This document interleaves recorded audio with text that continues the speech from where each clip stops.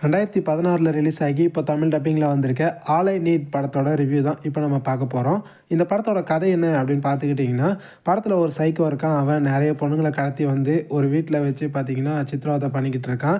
அவன்கிட்ட தான் இப்போ நம்ம ஹீரோயினும் மாட்டிக்கிட்டு இருக்காங்க. அந்த இடத்துல நம்ம ஹீரோயின் எப்படியெல்லாம் கஷ்டப்பட்டாங்க, அங்கேருந்து கடைசில நம்ம ஹீரோயின் தப்பிச்சாங்களா இல்லையா, அந்த சைக்கோ கில்லர் கிட்டேருந்து இவங்க நல்லபடியா தப்பிச்சு வெளிய வந்தாங்களா இல்லையா, அதே சமயம் இன்னொரு பக்கம் ஒருத்தன் வேலைக்காக பார்த்தீங்கன்னா தேடிக்கிட்டு இருப்பான். அவனுக்கு ஒருத்தங்க ஃபோன் பண்ணி, இந்த மாரி நாங்க சொல்ற ஒரு வேலைய பண்ணுங்க அப்படின்ற மாரி சொல்லுவாங்க. அந்த வேலைய அவன் பண்ணானா இல்லையா, இந்த மாரி தான் இந்த படத்தோட ஸ்டோரி லைன பார்த்தீங்கன்னா கொண்டு போயிருக்காங்க.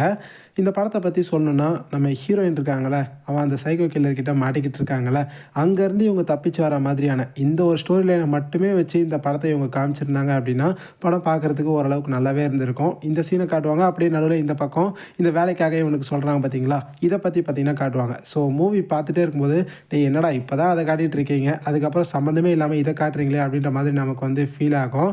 படத்தில த்ரில்லிங்கான சீன்ஸ்லாம் பார்த்தீங்கன்னா எதுவுமே இல்ல. இந்த மாதிரியான ஒரு கதைக்களத்தில இவங்க வேற லெவல்ல பூந்து விளையாடியிருக்கலாம். பட் அத மிஸ் பண்ணிட்டாங்க அப்படின்னு தான் இந்த படத்தோட டீம நம்ம வந்து சொல்லணும். இந்த படத்தில த்ரில்லிங்கான சீன்ஸ்லாம் பெருசா எதுவுமே இல்ல. ஒரே ஒரு சீன் மட்டும் இருக்கும். அந்த சைக்கோ கில்லர் கிட்ட இருந்து இவங்க தப்பிச்சு மேல போற மாதிரியான ஒரு இது மேல ஏறி அப்படியே போற மாதிரியான ஒரு சீன் இருக்கும். அந்த சீன் லைட்டா கொஞ்சம் த்ரில்லிங்கா இருந்துச்சு. மத்தபடி பெருசா சொல்றதுக்கு இந்த படத்தில எதுவுமே இல்ல.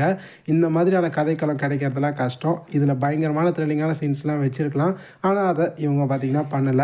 ஆக்டிங் வைஸ் சொல்லணும்னா, படத்தில நடிச்சிருக்க ஹீரோயினோட பெர்ஃபார்மன்ஸ் நல்லா இருந்துச்சு. அண்ட் படத்தில வர இன்னும் ஒரு சில பொண்ணுங்களோட ஆக்டிங்லாம் நல்லா இருந்துச்சு. மத்தபடி படத்தில பெருசா எதுவுமே இல்ல. படத்த பத்தி சொல்லணும்னா, படத்தில இன்ட்ரஸ்டிங்கான சீன்ஸ் அப்படின்னு சொல்றதுக்குமே எதுவுமே இல்ல. படத்தோட ஸ்க்ரீன் பிளேவும் ரொம்ப சுமாரா தான் இருந்தது. ஸ்டார்ட்டிங்ல இருந்தே ரொம்ப ஸ்லோவா தான் கொண்டு போயிருக்காங்க. ஒரு ஹாரர் ஸ்லாஷர் மூவியா இந்த படத்த வந்து ரெடி பண்ணியிருக்காங்க. பட் படத்தில ஸ்லாஷரான சீன்ஸ்லாம் பெருசா எதுவுமே இல்ல. ஸோ ஓவராலா இந்த படத்த பத்தி சொல்லணும்னா, என்ன பொறுத்தவரைக்கும் ரொம்ப பிலோ ஆவரேஜான ஒரு படம் தான் இந்த படம்.